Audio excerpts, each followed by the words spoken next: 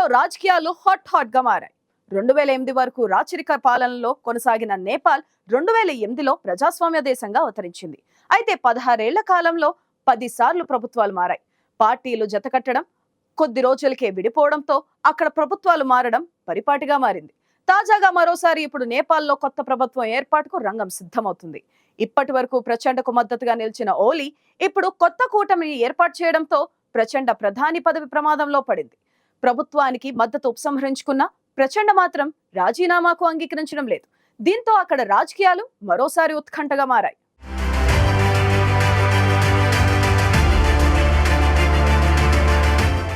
నేపాల్లో ప్రస్తుతం రాజకీయ అస్థిరత నెలకొంది. అక్కడ ప్రజాస్వామ్యం ఏర్పడిన 16 ఏళ్లలో 10 ప్రభుత్వాలు మారాయి.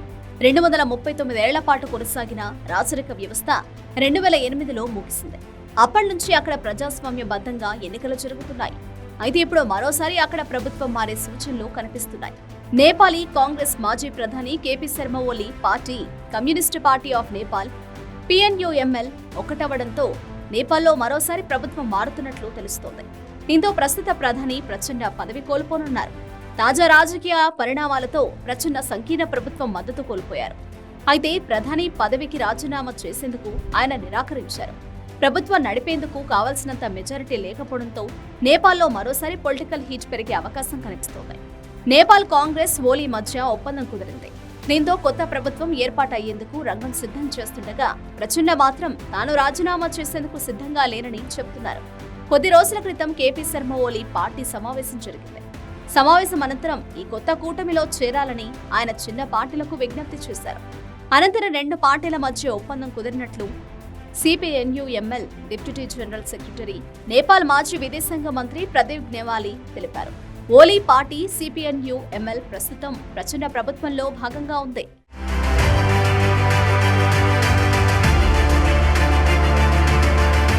ప్రస్తుతం ప్రచండ ప్రభుత్వంలో ఉన్న తమ మంత్రులను రాజీనామాలు కోరలేదని, అయితే కొత్త ప్రభుత్వ ఏర్పాటుకు ప్రచండ అడ్డంకిగా మారితే మాత్రం తమ మంత్రులు రాజీనామా చేస్తారని, ప్రధాని మా అభ్యర్థులను పట్టించుకోకపోతే తమ మద్దతు ఉపసంహరించుకుంటామని ప్రదీప్ గ్నేవాలీ తెలిపారు.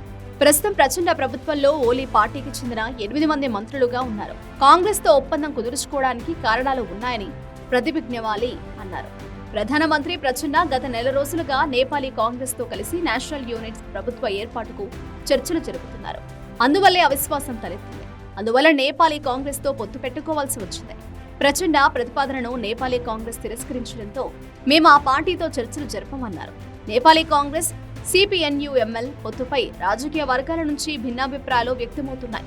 ఎప్పుడూ ప్రత్యర్థులుగానే కొనసాగిన ఈ 2 పార్టీలు ఇప్పుడు కూటమిగా మారాయి. కొత్త ప్రభుత్వం తొలి దశలో కేపీ శర్మ ఓలీ ప్రభుత్వానికి నేతృత్వం వహిస్తారని చెప్పారు.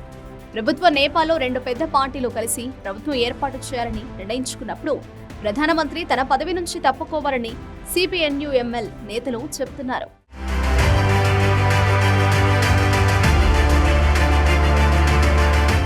కొత్త ప్రభుత్వం అధికారంలోకి రాగానే మరిన్ని నిర్ణయాలు తీసుకునే అవకాశం ఉంది. అందులో భాగంగా అభివృద్ధి, రాజ్యాంగ సవరణ, అవినీతి నిర్మూలన వంటి విషయాలపై నిర్ణయాలు తీసుకోనున్నారు.